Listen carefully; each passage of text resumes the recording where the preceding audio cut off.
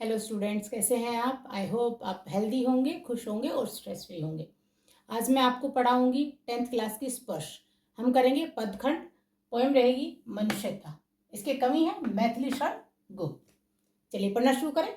विचार लो कि मृत्यु हो, न मृत्यु से डरो कभी। कवि इसमें क्या कह रहे हैं कि ये मान लो, विचार लो मतलब ये समझ लो, मृत्यु हो कि तुम मरोगे। कवि कह रहे हैं कि तुम ये समझ लो, तुम ये मान लो कि तुम्हारी मृत्यु निश्चित है, तुम मरोगे। इसलिए न मृत्यु से डरो कभी, इसलिए मौत से कभी मत डरो। मरो, क्योंकि मृत्यु होनी है तो मरना तो है ही, तो कहते मरो, परंतु यो मरो कि याद जो करे सभी। मरना तो है ही, तो आपको कैसे मरना है? आपको इस तरह मरना है कि आपके मरने के बाद आपको सब याद करें, अर्थात कुछ ऐसा काम करके जाओ कि आप मरने के बाद भी याद किए जाओ। हुई ना यू सुमृत्यु तो वृथा मरे वृथा जिए। अब कवि कह रहे हैं कि अगर आपकी सुमृत्यु नहीं हुई है, सुमृत्यु मतलब अच्छी मृत्यु। अच्छी मृत्यु कब मानी जाती है? जब कोई आप अच्छा काम करके जाते हैं इस संसार में। तो कहते हैं कि अगर आपकी सुमृत्यु नहीं हुई है तो वृथा मतलब बेकार में ही तुम मरे और बेकार में ही जिए, अर्थात तुम्हारा मरना और जीना बेकार गया। मरा नहीं वही कि जो जिया न आपके लिए। अब कभी आगे क्या कह रहे हैं कि उस व्यक्ति को कभी भी मरा हुआ नहीं माना जाता, अर्थात वो व्यक्ति अमर हो जाता है जो अपने लिए नहीं जिया हो। अर्थात जो व्यक्ति दूसरों के लिए जिया होता है वो अमर होता है, उसको मरा हुआ नहीं माना जा सकता। वही पशु प्रवृत्ति है कि आप ही चरे। अब क्या कह रहे हैं कवि? पशु प्रवृत्ति कैसी होती है कि अपना ही ख्याल रखता जाता है, कि कुछ भी खा रहा है खुद ही खाता रहता है, दूसरों के लिए नहीं छोड़ता है। तो कहते पशु प्रवृत्ति जैसे इंसान को नहीं जीना चाहिए, अपने ही बारे में नहीं सोचना चाहिए, क्योंकि आप इंसान हो, आप पशु नहीं हो, तो दूसरों के बारे में आपको सोचना चाहिए। वही मनुष्य है कि जो मनुष्य के लिए मरे। अब कवि यहाँ क्या कहे कि मनुष्य वही है, इंसान वही है जो दूसरों के काम आए, अर्थात दूसरों के लिए मरे। दूसरों के लिए मरे का मतलब ये है कि दूसरों के काम आए, परोपकार करे। अब इस स्टेंजा में आपका एक क्वेश्चन बनता है आपकी बुक में। कवि ने कैसी मृत्यु को सुमृत्यु कहा है? कैसी मृत्यु को सुमृत्यु कहा? इस लाइन में दिया हुआ है। सुमृत्यु वो मृत्यु है। आप क्या लिखोगे? कवि ने सुमृत्यु उस मृत्यु को कहा है जिसमें व्यक्ति दूसरों के लिए जिए और दूसरों के लिए मरे, अर्थात व्यक्ति अगर परोपकार करते हुए मरता है तो अमर हो जाता है, और इस प्रकार की मृत्यु को सुमृत्यु कहा जाता है। उसी उदार की कथा सरस्वती बखानती, अर्थात उसी महान व्यक्ति की कहानियां किताबों में लिखी जाती हैं। सरस्वती बखानती मतलब किताबों में लिखी जाती हैं और पढ़ी जाती हैं। उसी उदार से धरा कृतार्थ भाव मानती, और उसी महान व्यक्ति के लिए, धरा मतलब धरती, अपने आप को धन्य मानती है कि ऐसा व्यक्ति मेरे ऊपर या इस धरा पे या इस धरती पर पैदा हुआ। उसी धरा की सदा सजीव कीर्ति गूंजती। सजीव मतलब जीवित, कीर्ति मतलब यश, कि ऐसे महान व्यक्ति का यश हमेशा जीवित रहता है, अर्थात हमेशा उसकी बातें या उसका यश गाया जाता है, अर्थात वो व्यक्ति हमेशा याद किया जाता है। तथा उसी उदार को समस्त सृष्टि पूजती, और उसी महान व्यक्ति को सारी सृष्टि, सारी धरती पूजती है। किस व्यक्ति की? जो व्यक्ति संसार में परोपकार करते हुए मरता है। अखंड आत्मभाव जो असीम विश्व में भरे, वही मनुष्य है जो मनुष्य के लिए मरे। अब इसमें कवि क्या कह रहे हैं कि जो महान व्यक्ति होता है, परोपकारी व्यक्ति होता है, वो पूरे विश्व में, पूरे संसार में आत्मभाव, भाईचारे का भाव भरता है, अर्थात उसके लिए पूरा संसार एक परिवार के जैसा होता है और उसमें रहने वाले सभी भाई बहन होते हैं, अर्थात सबके कल्याण की बात वो सोचता है। वही मनुष्य है जो मनुष्य के लिए मरे। मनुष्य वही है, इंसान वही है जो दूसरे इंसान के काम आए। चलिए अगला करते हैं। क्षुधार्थ रंति देव ने दिया करस्थ थाल भी। क्षुधार्थ मतलब भूख से व्याकुल। रंति देव ने अपने हाथ में, करस्थ हाथ में आया हुआ भोजन का थाल भी दूसरे व्यक्ति को दे दिया जो भूखा था। तथा दधीची ने दिया परार्थ अस्थि जाल भी, और दधीची ऋषि ने अपने अस्थि जाल मतलब हड्डियों का ढांचा, परार्थ दूसरों की भलाई के लिए दान में दे दिया। क्यों दे दिया था? क्योंकि इंद्र भगवान को दधीची ऋषि के हड्डियों का जाल चाहिए था असुरों का नाश करने के लिए। तो परोपकार के लिए दधीचि ऋषि ने अपना जीवन त्याग दिया और उनके अस्थि जाल का हथियार बना के इंद्र भगवान ने असुरों का नाश किया। तो कहा कि दधीचि ने भी दूसरों के कल्याण के लिए अपने हड्डियों का ढांचा दान में दे दिया। उसी नरेश क्षितिज ने स्वमास दान भी किया। उसी नरेश मतलब गंधार के राजा क्षितिज थे, उन्होंने अपना मांस, स्वमास मतलब अपना मांस भी दान में दे दिया। इसके पीछे की क्या कहानी थी कि गंधार के राजा बैठे हुए थे, उनके पास एक उड़ता हुआ कबूतर आया और उनकी गोद में आकर बैठ गया। उसके पीछे पीछे एक बाज आया, उसने कहा राजा से कि ये मेरा भोजन है, आप मुझे ये दे दीजिए। क्योंकि जो कबूतर था वो राजा की शरण में आया था, इसलिए वो उसको दे नहीं सकता था, और बाज को क्योंकि भूख लगी थी, वो उसका भोजन था। इसलिए गंधार नरेश ने क्या किया, अपने शरीर से कबूतर के बराबर का मांस काटकर बाज को दिया। सहर्ष वीर कर्ण ने शरीर चर्म भी दिया। सहर्ष मतलब खुशी खुशी, वीर कर्ण ने उनके शरीर से जो जुड़ा हुआ कवच था वो भी दान में दे दिया। कहानी है, दानवीर कर्ण सुबह सुबह स्नान करते थे, और जब भी वो स्नान करके निकलते थे, पहला जो भी व्यक्ति आता था, जो भी उनसे कुछ मांगता था, वो उसको दे देते थे।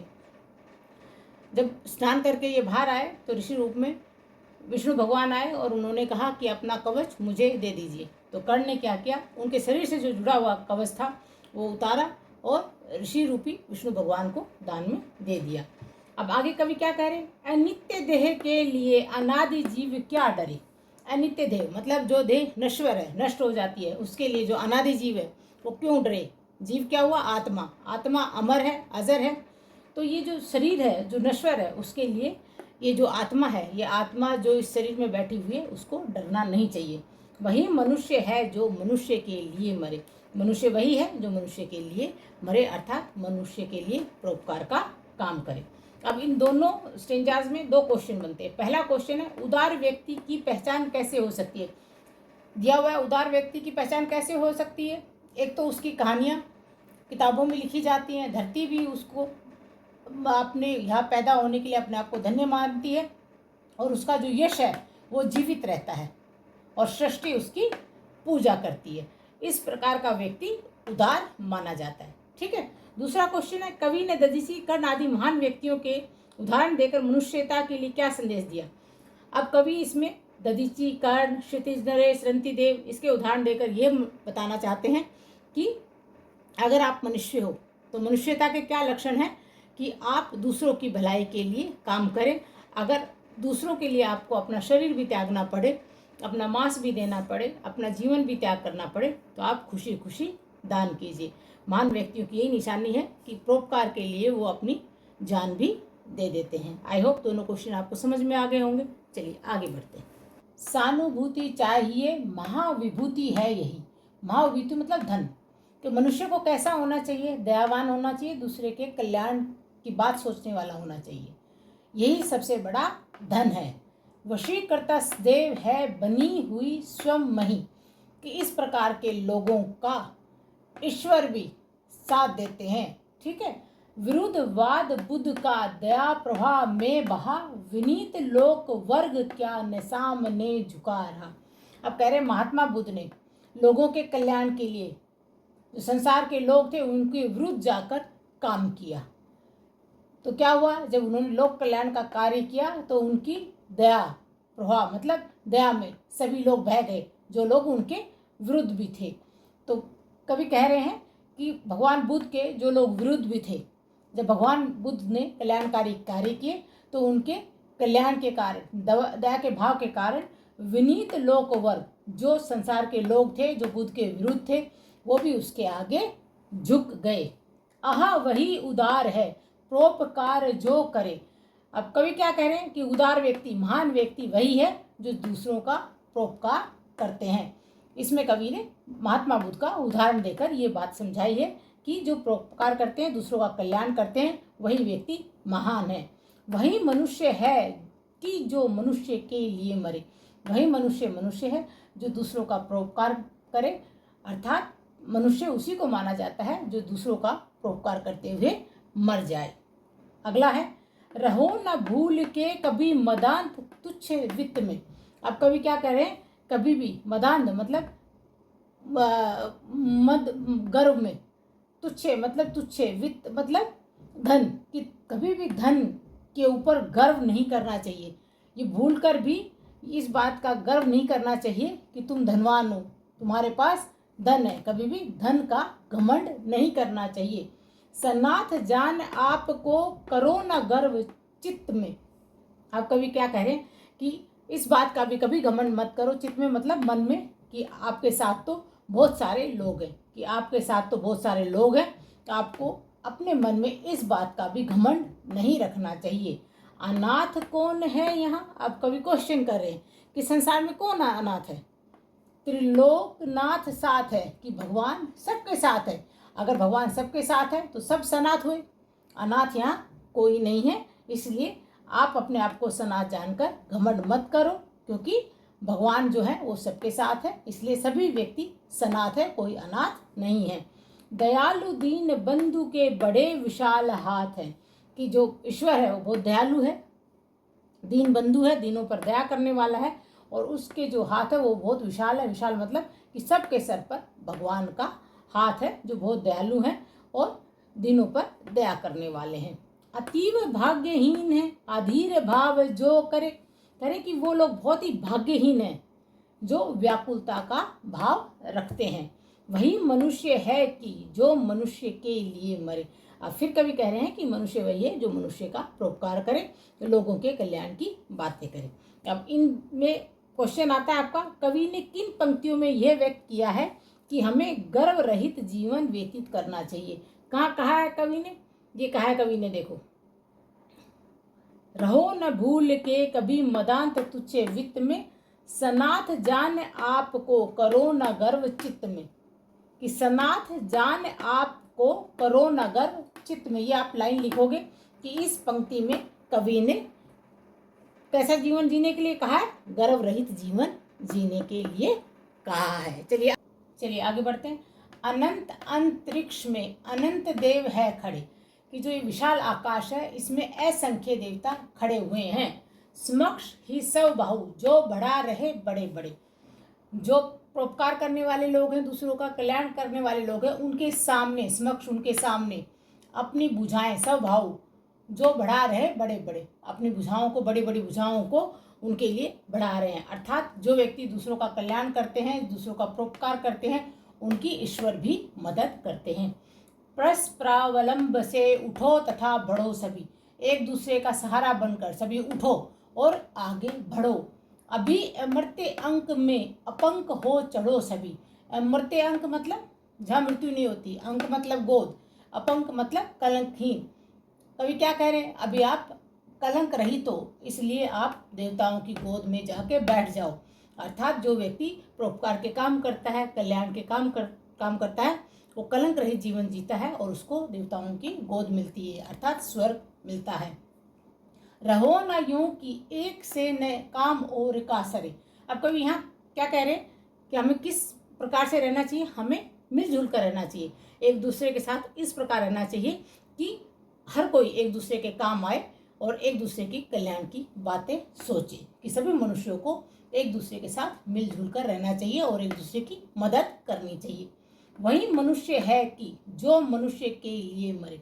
वही मनुष्य है जो दूसरों के परोपकार की बात करे और दूसरों के लिए मरे।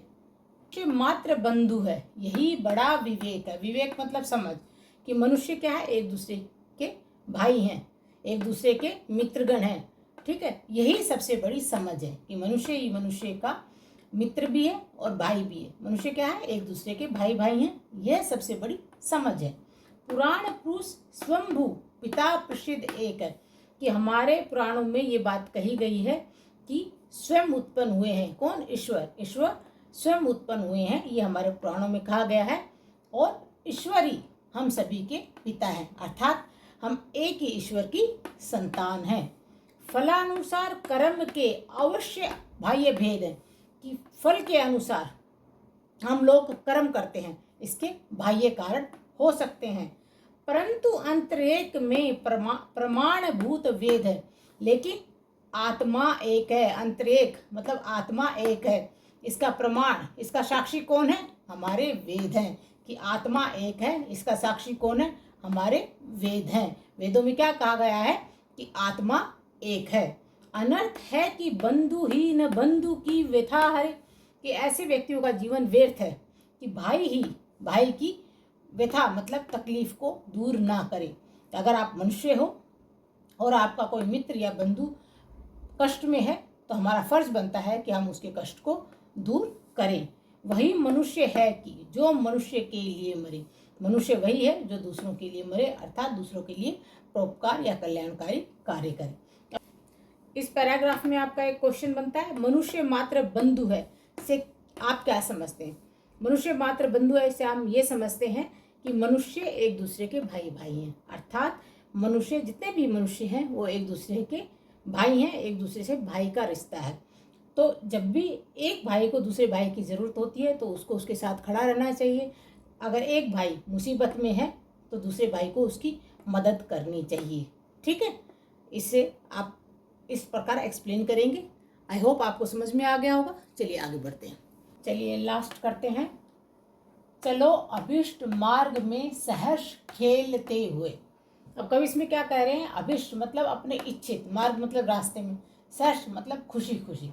कवि कह रहे हैं सभी को कि अपने इच्छित रास्ते पर, मतलब आपकी इच्छा के अनुसार जो आपको पसंद है उस रास्ते पर सभी सहर्ष मतलब खुशी खुशी खेलते हुए आगे बढ़ो। विपत्ति विघ्न जो पड़े उन्हें ढकेलते हुए, और रास्ते में जो भी कष्ट दुख तकलीफ रुकावटें आए उनको दूर करते हुए सभी आगे बढ़े। घटे न हेल मेल हाँ, बढ़े न भिन्नता कभी। कहते हैं कि कभी आपसी जो आपका जुड़ाव है वो कम नहीं होना चाहिए, घटना नहीं चाहिए, और विचारों में कभी भिन्नता बढ़नी नहीं चाहिए। अर्थात विचारों में जो भिन्नता आए उसको हटा दीजिए, उसको बढ़ने मत दीजिए। अतर्क एक पंथ के सतर्क पंथ हो सभी। अतर्क मतलब तर्कहीन, एक रास्ते के सतर्क पंथ मतलब सभी सावधान यात्री हो, अर्थात जिस रास्ते पर आप चल रहे हो सभी उसमें तर्क वितर्क ना हो। सभी आप इच्छित मार्ग पर चल रहे हो और उस मार्ग पर चलते हुए सभी जो सावधान यात्री हैं उनके बीच में तर्क वितर्क भेदभाव ना हो।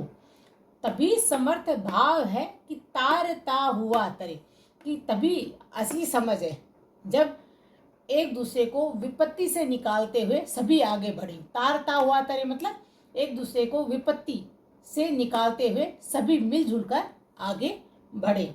वही मनुष्य है कि जो मनुष्य के लिए मरे। वही मनुष्य है जो दूसरों का परोपकार करे, कल्याण की बात सोचे। अब इस पैराग्राफ में आपका एक क्वेश्चन बन के आता है, कवि ने सबको एक होकर चलने की प्रेरणा क्यों दी है? कवि ने सभी को एक होकर आगे बढ़ने की प्रेरणा इसलिए दी है ताकि रास्ते में जो भी रुकावटें आए, कष्ट आए, वो मिलजुल कर दूर करते हुए सब आगे बढ़े, एक दूसरे में समझ बढ़े, भिन्नता ना बढ़े, रास्ते में तर्क वितर्क ना हो, और जो भी कष्ट आए एक दूसरे का कष्ट दूर करते हुए सभी मनुष्य आगे बढ़े और सबका कल्याण हो। ये चैप्टर आपका खत्म होता है। आई होप जो मैंने आपको समझाया आपको समझ में आया होगा। अगर कुछ भी क्वेश्चन है इससे रिलेटेड, इस कविता से रिलेटेड, तो आप मुझसे वो क्वेश्चन पूछ सकते हैं। अपना ख्याल रखिए, खुश रहिए, स्ट्रेस फ्री रहिए। Bye bye.